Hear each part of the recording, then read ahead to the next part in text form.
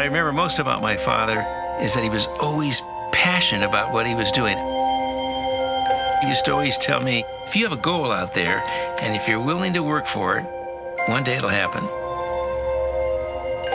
It was his curiosity to try to understand how nature worked, how science worked. And he would always include me in all these adventures, trying to, get me to say the most important thing that you can do as you grow is to have an interest in this knowledge. He loved to talk about his experiences in China, where one of his earliest observations were that the people who lived in the agricultural areas had embraced different types of eating habits. He said he woke up one morning with an idea. He realized intuitively the power of the plant-based diet when he saw that the people who existed on a diet that was primarily fruit and vegetables were healthier than the people who lived in the big cities.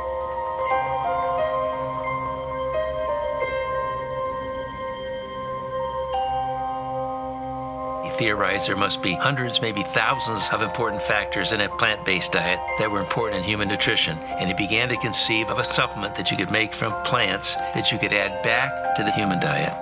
And then he came back to the United States in 1927, and 7 years later introduced Nutrilite into the marketplace.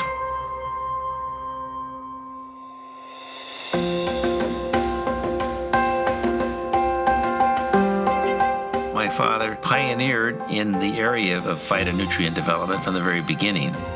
He was always working on experiments, trying to figure out ways to share it with other people. I think it was born out of his desire to help people. He did these simple little experiments with plant materials, and he saw all these colors showing up in a chromatographic column.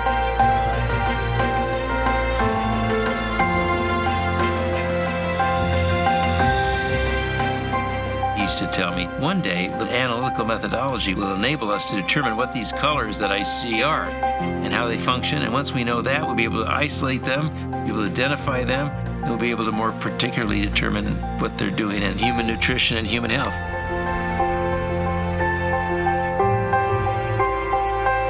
I think we've come a long way in discovering what nature holds, but we have a long way to go.